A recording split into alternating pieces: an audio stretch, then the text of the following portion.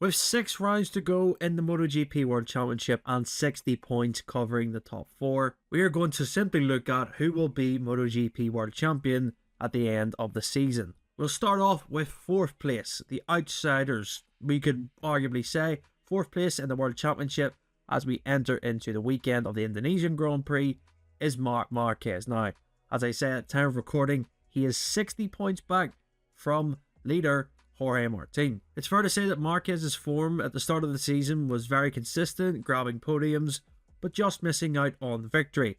But since the summer break, he has taken 3 in all races. That includes Grand Prix and sprint races.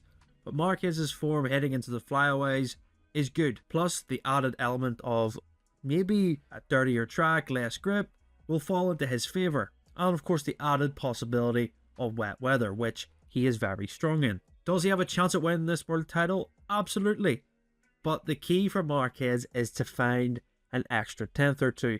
And he has even said that himself, trying to find that next step compared to Jorge Martin and Pecco Bagnaia. Can he do it? Well, it is against him at the moment. He will need mistakes from the other riders. He'll need to win races. We've seen crazier things happen. What I will say is if Marc Marquez makes one more mistake in a Grand Prix, for example, and loses crucial points, I think it's safe to say that he will be ruled out of the title fight. But he is the joker of the pack, I think, as he can just do what he wants and, yeah, have less pressure than the others. In 3rd place, 1 point ahead of Marquez, 59 off the leader, Jorge Martin, is of course last weekend's winner, Enea Bastianini. Now, as you know, Bastianini is moving on from the factory Ducati team next year to ride for KTM, and he's in a position that Ducati ideally aren't going to like because he, of course, is still in the fight, is 35 points behind his teammate Pecco, and this is the point where I think if they realistically wanted it to, even though he might not have listened, they would have liked to have had Bastianini as a rear gunner of sorts to Bagnaia. But he can win this title, so he's going to go out and fight for it. And a key stat for me is that Bastianini, out of the top 4, has had the least DNFs across the season. He has had 2. Jorge Martin has had 3. Marc Marquez has had 4. And Pecco Bagnaia has had 7 across all races this season. That is a key element for Enea. But there's an added element to that. Yes, he might have the least DNFs, but most of the time, he's just outside of the podium and he's not really having to push or find any extra attempts. He's usually settling for top 4 finishes, a 3rd place finish, but he can win races since summer break, similar to Marc Marquez. He has won 3 races in total, and if we get to a circuit where he can show his late race pace of saving the rear tyre, he will be a very big factor, especially at races like Sepang, which I think play into his strengths. Of course, he won there last year, was very strong in 22.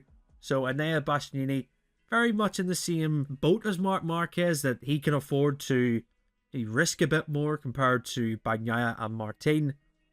Plus the added element of having the latest spec GP24 is an advantage over Marquez.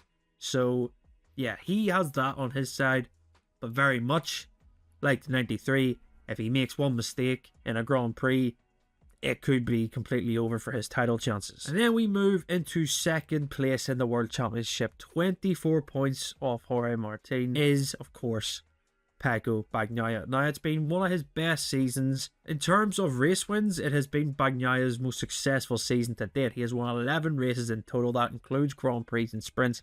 7 of them being Grand Prix. He has looked fantastic when he has been absolutely on it. But as you've heard, 7 DNFs across the whole season. That is just not good enough. And I do think it's getting to the territory now.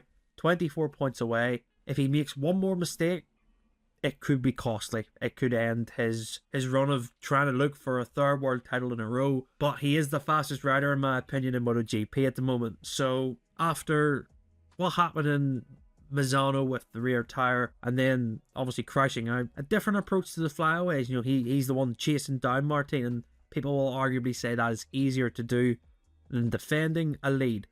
But what there is on Bagnaia's side is that he has 6 rounds to go. So there's still plenty of time with a 24-point lead.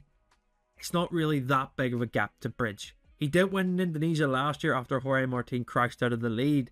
and suffered I think it was the shortest title lead someone's ever had, over 24 hours. But this is the thing for Bagnaia. He needs to make sure that he is in the right positions. Does he settle for second places and then hope that Martin makes a mistake? Or does he take the approach of trying to lead and win every single race that he can from the front and push at a ferocious pace, where mistakes are more likely? I think, as I've said, I think he's the fastest rider in MotoGP at the moment. But the added elements of making mistakes, they are creeping in, and they're coming at the worst possible time. As compared to last year, when we talk about our championship leader, Jorge Martin, I think he is in a much better place mentally. He's a better rider, even though he hasn't won as much Grand Prix this year, only winning 2. That is the same amount as Bastianini and Marquez. So Martin's strength is still in the sprints, but he is playing the game of settling for points when he needs to, and that is shown in his consistency. Since the summer break, he has been second in both races 4 times, so that just shows consistency. He's racking up points. He's got a 24-point lead. Big mistake obviously came at Misano 1, where he pitted for wet tires when he didn't need to. It could have looked so different if he had stayed out and followed what Bagnaia had have done.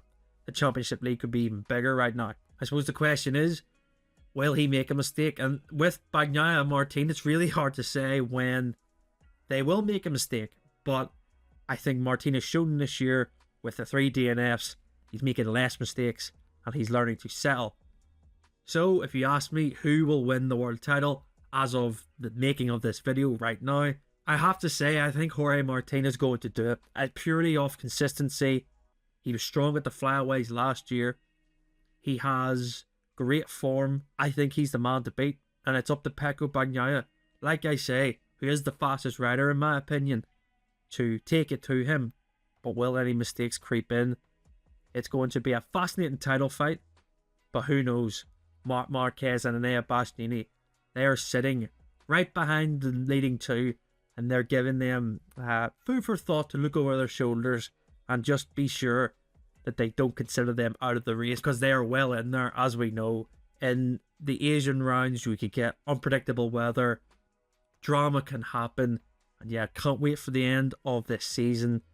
So yeah, let me know your thoughts in the comments below. Who do you think will be world champion in 2024? If you enjoyed the video, make sure to like the video. It helps us out massively. Subscribe, you'll never miss a video, and you'll also catch us on the Crash MotoGP podcast, where we react to everything after every Grand Prix. And until then, we'll see you next time.